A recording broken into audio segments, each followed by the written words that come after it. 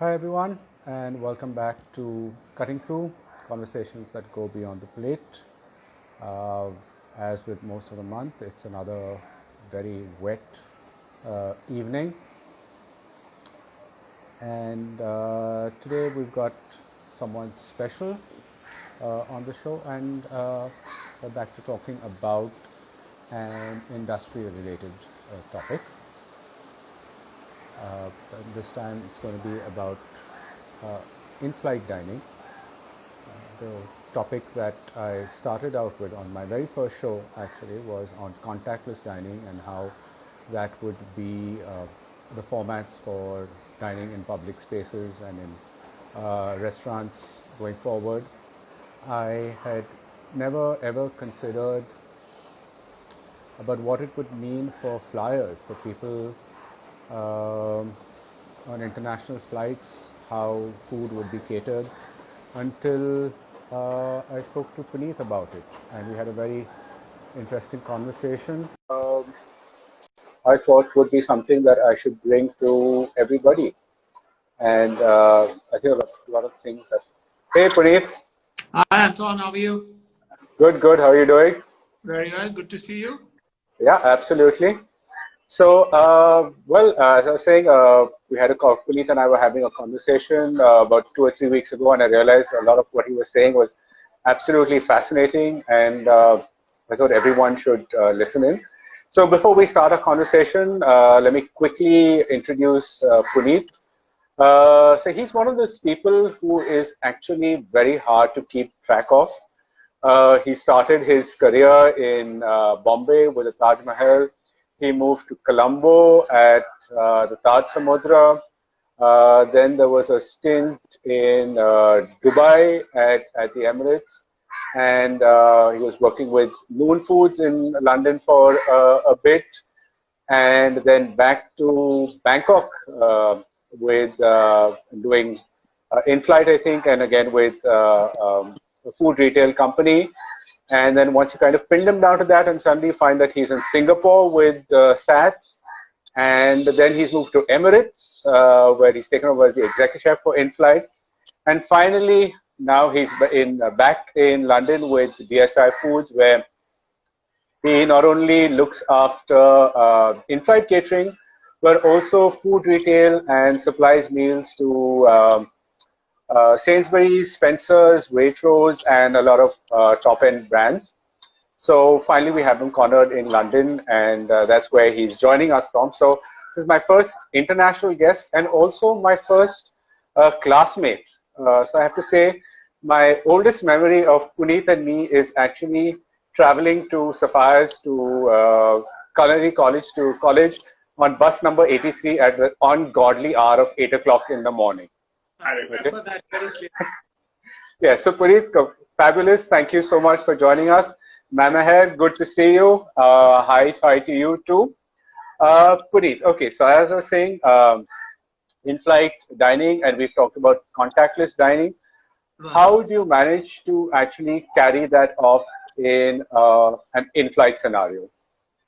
With Antoine, you know that we are living in a new world now where things are changing on daily basis. And I know COVID has hit hospitality industry, and so has been the tourism industry, which has been hit immensely. Now, if we just sit hand on hand and say that things will happen, things will fall in place, you have to think out of the box because the confidence of the customer has been diluted completely. Even for Right. example, if my family has to travel, my parents are with me in London at the moment, but I'm dreading for them to go back purely because of the lack of confidence that how would we manage the entire journey. So keeping all Right. these things in mind, we as a business started to think out of the box well in advance when the situation, when we were hit by this situation. Now, when we did a brief discussion about contact service on an aircraft, how would you possibly do that? In normal circumstances, customers would get a well-defined tray with all the components on it, the desserts, the salad, and the hot meal along with ancillary items like butter, bread roll, etc., etc. Now, the touch points are plenty, where you have the crew taking the tray from the cart, putting it in front of the customer, putting the tea, serving water. How do we minimize this so that we give the assurance to the customer that the touch points are limited, where the exposure cross contamination is also limited to a one-stop shop kind of a thing. So we came up with the idea of these paperboard boxes, which have been designed specifically in coordination with our customers.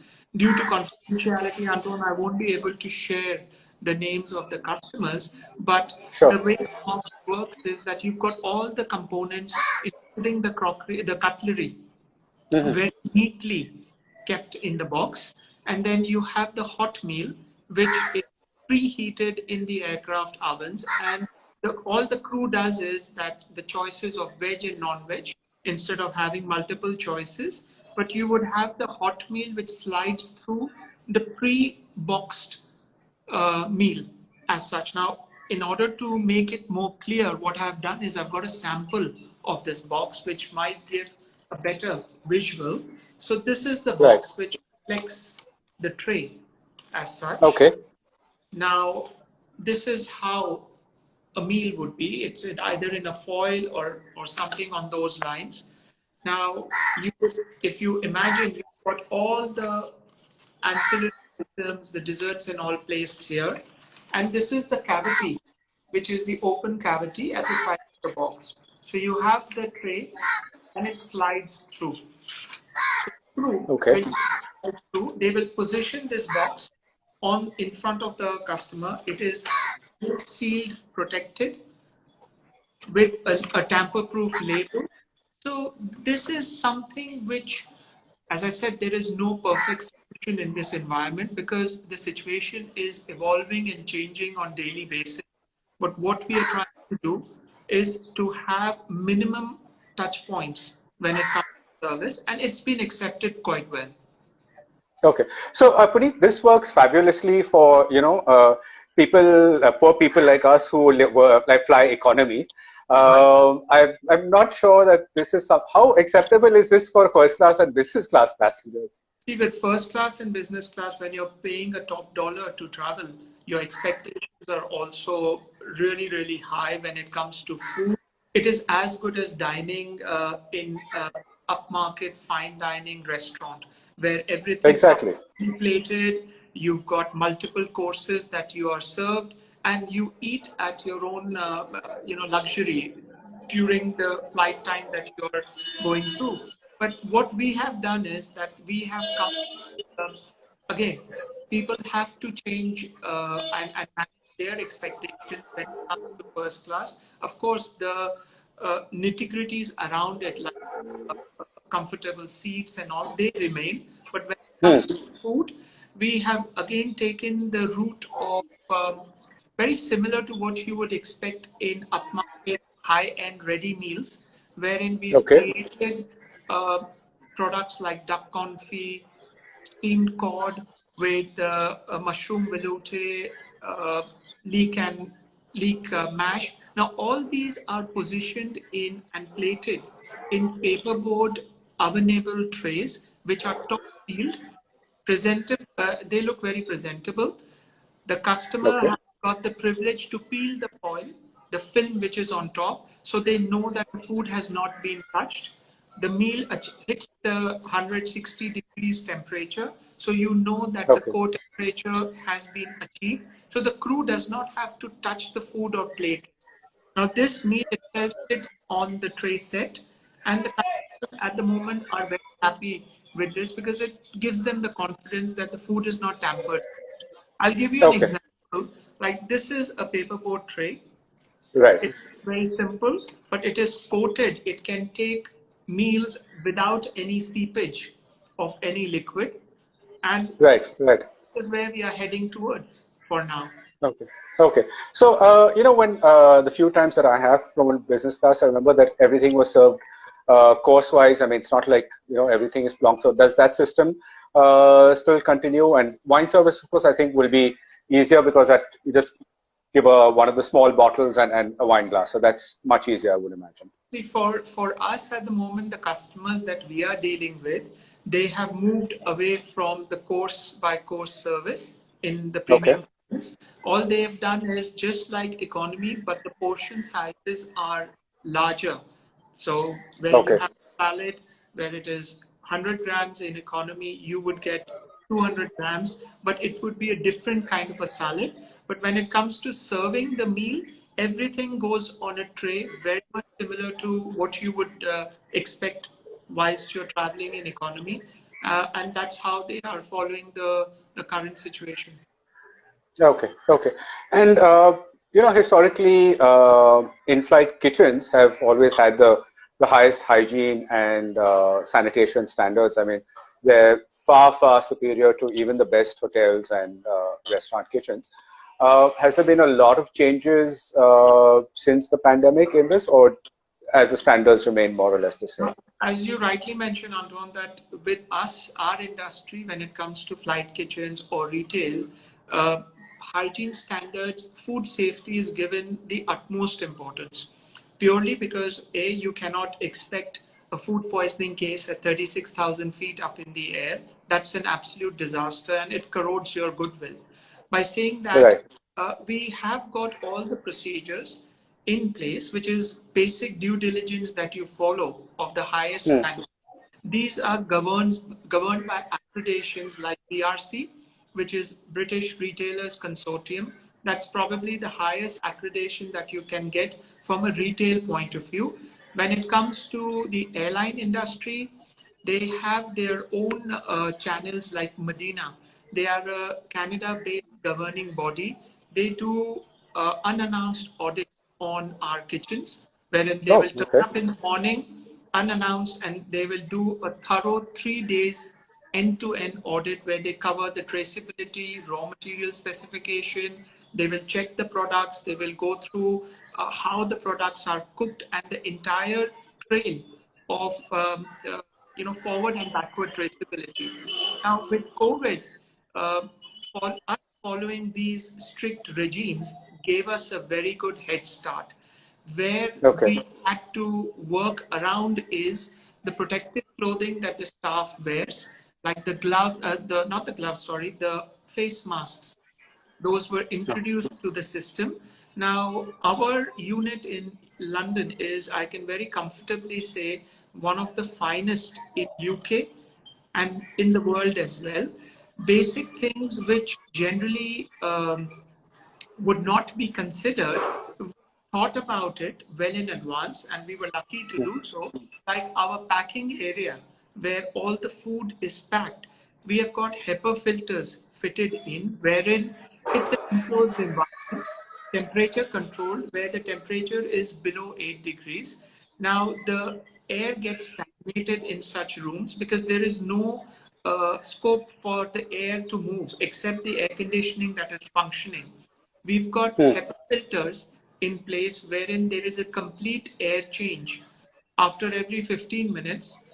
So the Hmm. air inside the unit is a lot more fresher than the air outside. So Oh, okay. now the other aspect of it which we have put in place is sanitization has gone to the next level wherein every door, every entry point has got Hmm. these sanitizing dispensers which have been positioned. As soon as the staff comes into the unit, the first protocol is that the security checks their temperature and the same Mm-hmm. regime follows every 3 hours so that during the course of their shift, we do not Right. have, if there is any change in the circumstances of an individual's health, then we So it's are not just on top of simply it. when they come in and leave. It's like through the day that you are checking their temperature as well. Yes, yes. And not only that, social distancing in canteen as well. When people go for their break, they do not collectively leave the department. They are staggered breaks that have been put in place. And Okay. very important for us to update them what is happening, because that people are not aware of the changes, but our HR department is on top of it. They are briefed at least twice a week minimum if there are any changes, and also within our society where we are, where our factory is located, how many cases have we had. The government website informs us about it. We are in constant touch with the council, and this information is updated to our staff regularly. Okay. So tell me a little bit about traceability. You said that, I mean, that's something that is really important for you all and you keep track of it. How Right. do you all actually, what are your systems for traceability?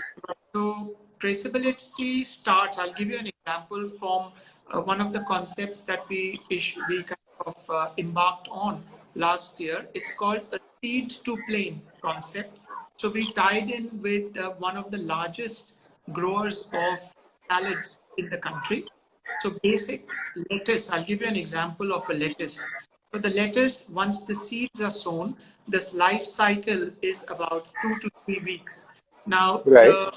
the contractors or the suppliers that we tied in with, they provided us with complete traceability of the seed. And once they cut the lettuce, they process it, put it into bags, and pre-wash them at their site. And they send us these bags which are of lettuce ready to eat.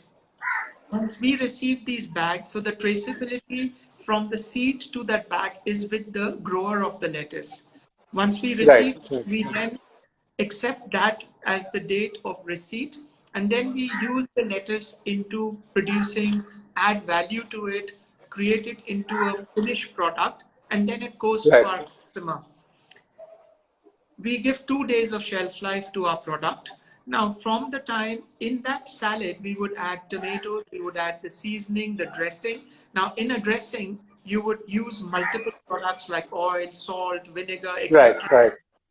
All these products, any product that enters our system is given a unique trace code.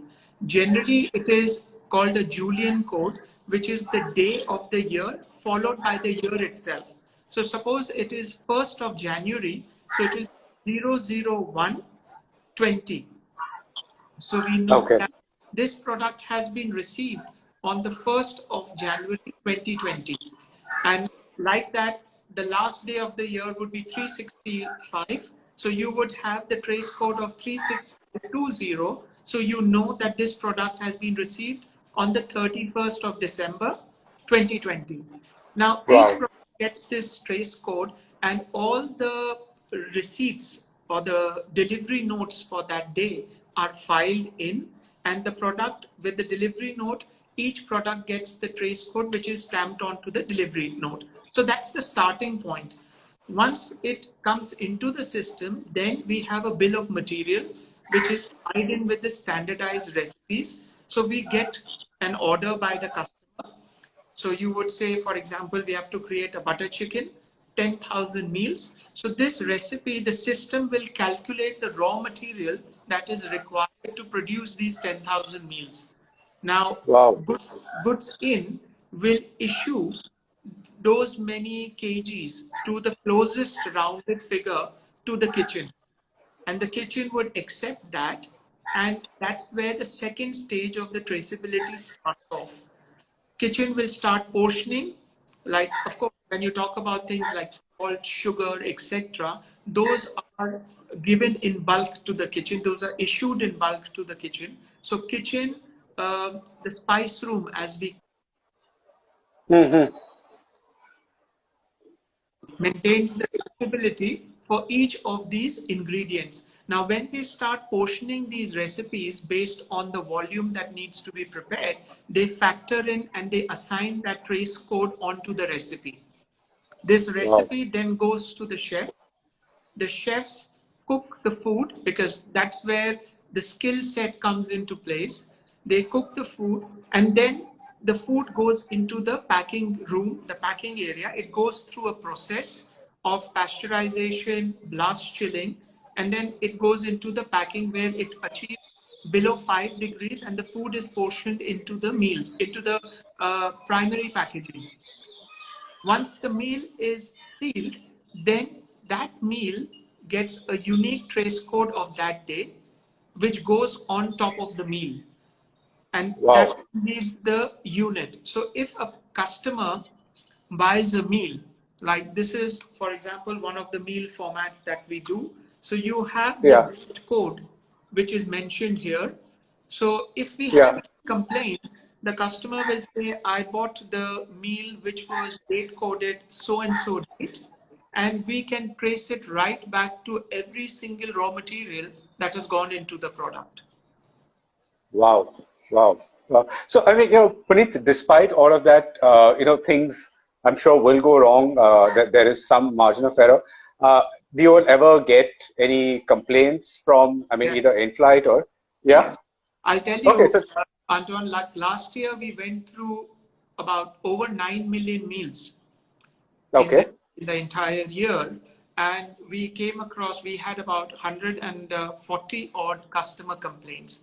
Now, no matter how much stringent a process we follow, there are complaints that do come through, hair related complaint. But I'll share something very funny with you that we came across last year. We had Okay. a customer complaint that the customer was, and this was for an airline customer, that he was eating our meal and he got a stone in the food, and Okay. that caused his tooth to get damaged. He had to go to the dentist, and the dentist charged him some £3,000. He sent us the Wow. invoice for that, and he wanted to. Okay. The good thing was that he sent us the sample of the tooth that was broken as well. Now we have a technical department. Department manages all the customer complaints. So these Right. customer complaints come to them, and they generally come with the specimen of the foreign body that is found, and then we start investigating. So in the morning meeting, I was presented with this tooth and the bill of £3,000 and said that, Puneet, we have to manage this. So I looked at the tooth and I was thinking to myself, this looks very odd, for a human tooth. My wife is a dentist, so by default, whether I Okay. relate to it or not, I could see that it is larger than usual. So maybe I thought maybe it's the person who's had the issue would be a well-built individual. But I told, Hmm. and this is the protocol that we follow. If we are not very sure, we send the specimen for lab analysis. Okay. We sent it for lab analysis, and to our surprise, it was a pig's tooth, not a What? human tooth. And we were It was a really pig's lucky. tooth. Yes. So Okay. we got all the analysis done, and we created the report. We sent it back to the airline, and then we could close the issue. Similarly, we had an issue of a cockroach found in the meal, and the customer Right. said that this cockroach was found crawling inside the meal. Now, can you imagine, Okay. if a meal is heated for about 25 minutes to half an hour at 160 degrees, any cockroach would survive that uh, kind of temperature. Not possible. And they got the specimen, Right. they sent it to us. We sent it for the lab analysis because we are very strict with our pest control regime, and we have to maintain if there is any spotting of any rodents, it has to go on to the report of our pest Hmm. control. And that's like even part of the environmental health guidelines that we are given as food business here in the UK. So that cockroach specimen does not even exist in the UK. And we were What? sent that from overseas in a pouch and said that the customer, and there was a big hoo-ha created about it, but we closed it because we had all the evidence from the laboratory that that specimen does not exist in the UK. So, things like um, hair clip found in the food, people go to that extent to try and get freebies from the airlines or from retail, wherein they come up Okay. with some silly excuses of foreign bodies. But our systems are so strong that we have to be prepared and we have to fight back. Otherwise, it would be a very difficult business to be in. Wow, wow. So, Puneet, you talked about cooking the food at, what did you say, 160 degrees, was it?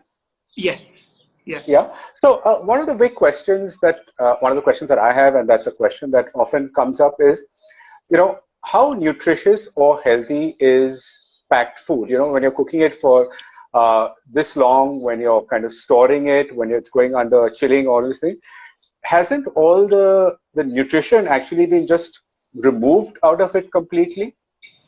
I know, Antoine, that there is a myth about that packed food or processed food, as it is very generically called or termed as, where you abuse the food, you cook it to an extent where all the nutritional values of the food it dies off. Well, that is Right, not the case. Uh, Food can be like the two streams of products that we do are chilled ready meals and frozen ready meals. When it comes to chilled food, of course, food naturally starts deterioration on hmm, once you finish the cooking process. Example for right, the spinach, for example, if you cook it today, the following day the color would start to go lighter. You would see water separation, the breakdown that takes place, and this is the natural way food breakdown takes place.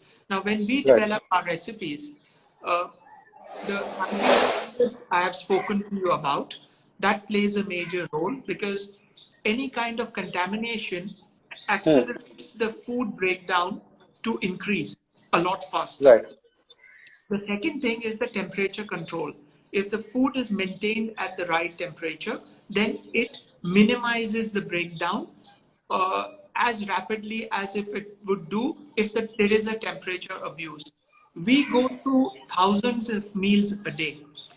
The hmm, highest that I have done in a day is about 200,000 chilled ready meals that have gone out of the facility with a shelf wow, life of 9 days. Now, the question that you've put forward to me is nutrition. As soon as the food, the processes that we follow, the food is cooked, as hmm, soon as cooked, it is forcefully brought down from temperatures of above 80 degrees to below 5 degrees by means of positioning the food into blast chillers. Now, the velocity of air is so high that the food is forced. Now, bacteria, as you know, that between 30 and 50 degrees, it multiplies. And that's when right, the food is not attended to, the breakdown gradually increases and the food tends to go bad. Or these are the parameters which cause contamination in the food. But if we control it and within 3.5 hours, there is science behind it that the food achieves the below 5 degrees and it is held at temperatures of below 5, then yeah, any kind of bacteria is there, it goes dormant. Now, nutrition wise, we use the same cooking techniques that what you would, or probably they are upscaled to like in at home, we cook in a small vessel. We are cooking with the same principle in larger kettles, which can hold up to 500 kg of food and sauces. Now, the movement of the wrist when you are cooking, the same movement is followed in these kettles by means of these anchors, so that the forward and backward movement is actually replicating the movement of your wrist when you are cooking. Brat hmm, pans that hmm, we have, these are steam generated brat pans because temperature control is very essential during cooking.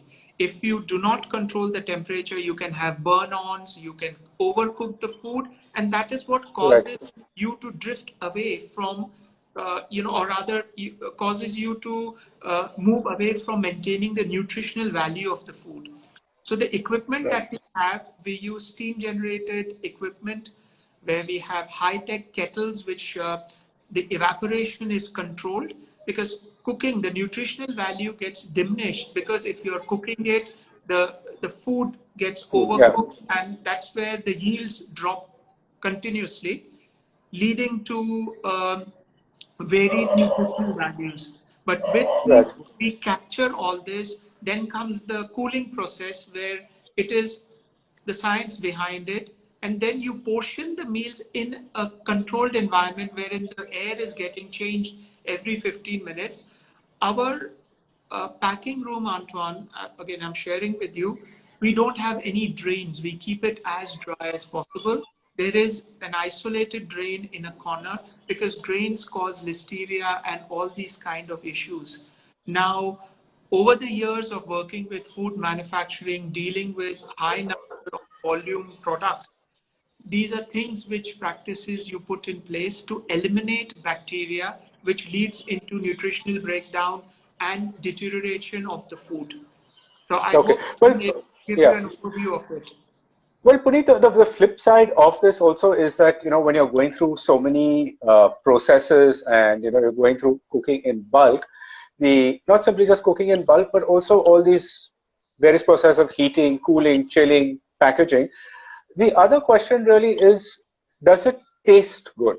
I mean, I know that you're going to say, yes, of course it tastes good, but does it taste as good as, a food that is cooked fresh? I mean, if I had to have these two meals together, wouldn't it be really easy for me to tell the difference? Uh, to answer your question, does the food taste good? Yes, my answer would be yes. Now, it's about the need and the market that you're catering to. Like in India, for example, fresh food is easily available. You can go Right. Kailash Parbat, you can go to you have got restaurants at different spectrums to cater to the need of the end consumers. In places like Europe, US, and say, for example, Australia, I'll take three examples. UK market is driven by chilled ready meals because chilled ready meals are considered to be premium meals. Okay. It started off with TV dinners. Now the consumers, where they don't cook a lot at home, but they want something which is as close as possible to home cooked food, and also it pampers their, uh, uh, you know, requirement of trying a different cuisine every day Right. of the week, and that works with the necessity. Now, the customer requirement has evolved. I've been in the UK and servicing this market for over 15, 20 years. And Hmm. right from the time I came to UK, where they started off with the kormas and jalfrezis and butter chicken, now the market has evolved to Thai curries, to different kind of specific Asian products, vegan requirements, and people are well traveled and they relate to food a lot Hmm. more than what it used to be 20 years back. So you Sure. cannot bluff the customer with just throwing Thai curry paste with coconut milk and Hmm. calling it a Thai green curry and selling it with jasmine rice. They will throw it on your face. The sales would not be there. So you need to be as authentic as possible within the parameters that you have in creating the product, because you need to give it a shelf life of 7 days. Now, if I'm adding raw herbs like basil leaf and all to my food, because it's raw, the shelf life of the product will not be as good as if my meal is completely cooked.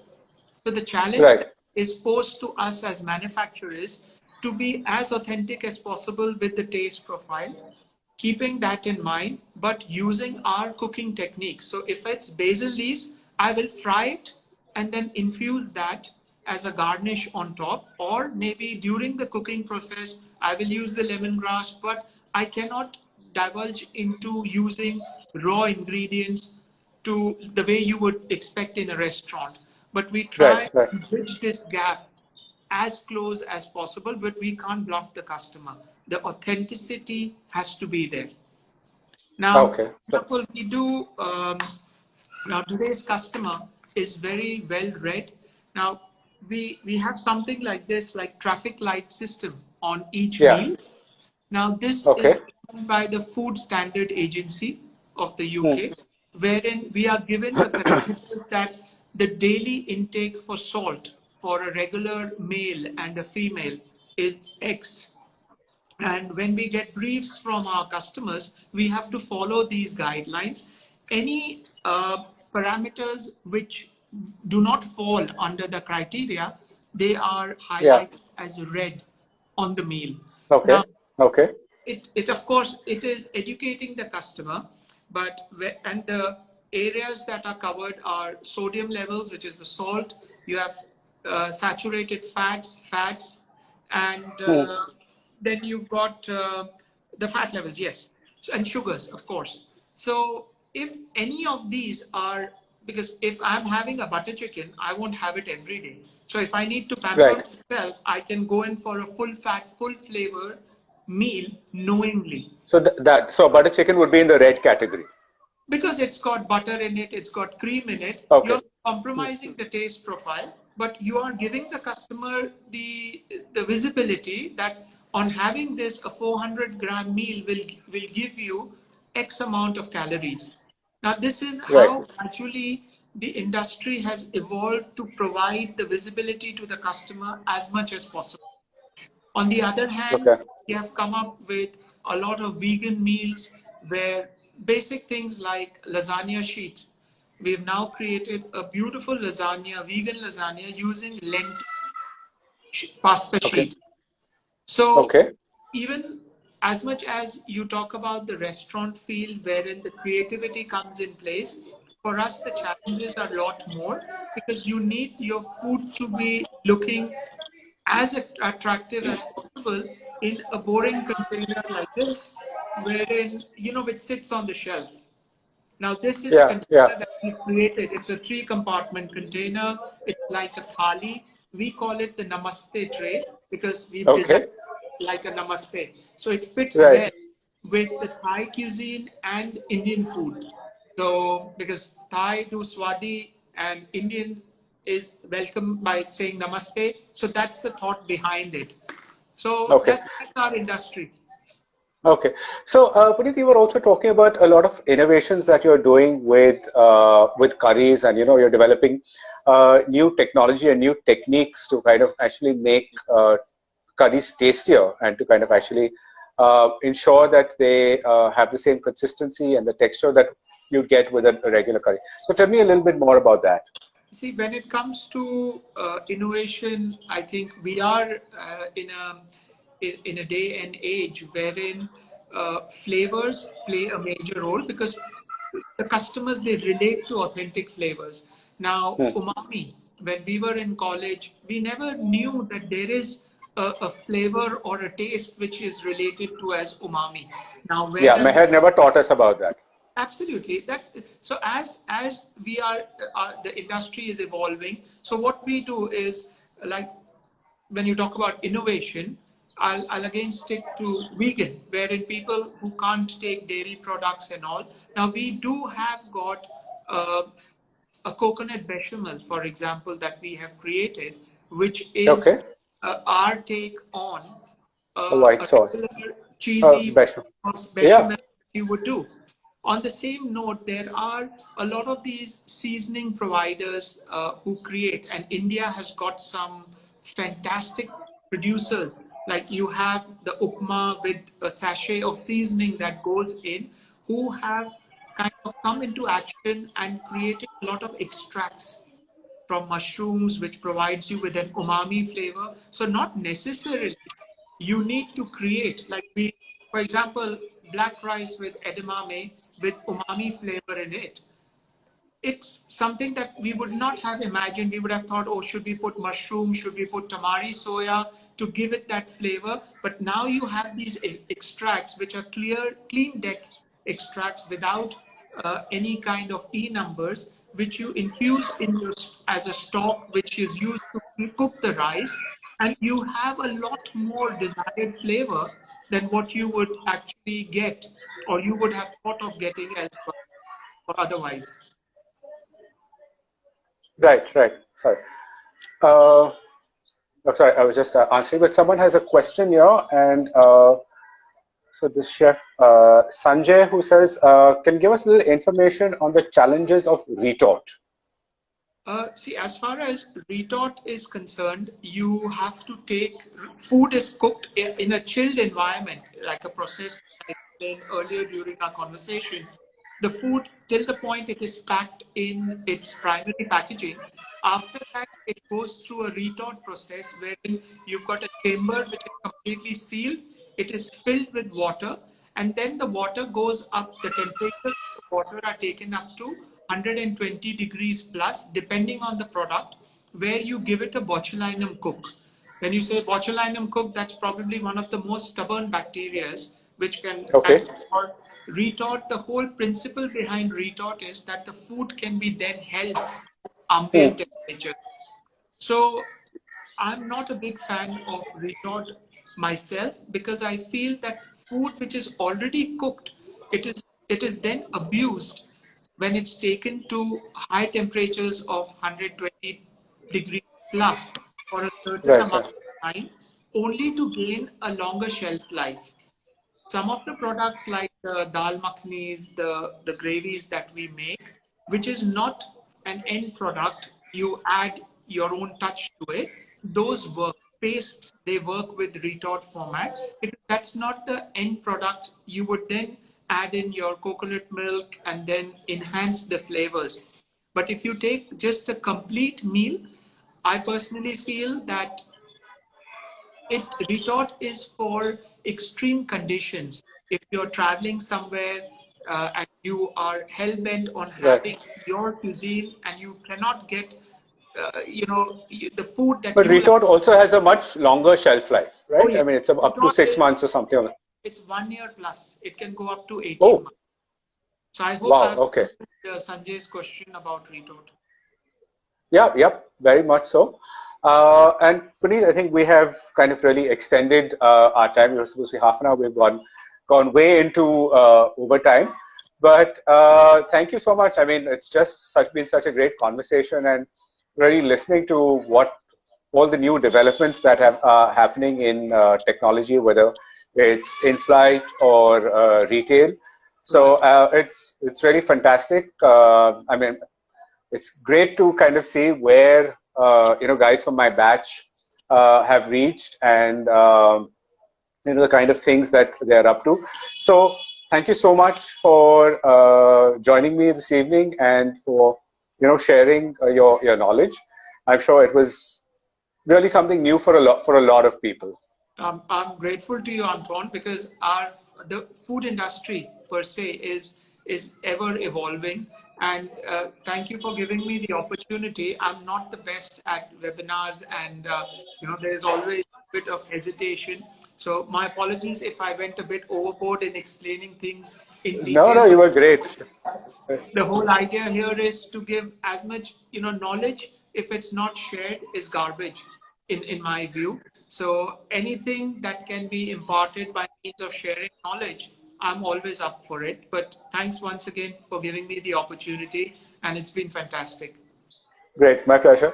And thank you, everybody, for joining us and for listening in. Um, I will see you guys in 2 days when we're on Wednesday evening. So do join us. We've got another very topical question that we're going to be talking about. So thank you, everyone. Stay safe, stay well. Thanks so much, Puneet. Bye.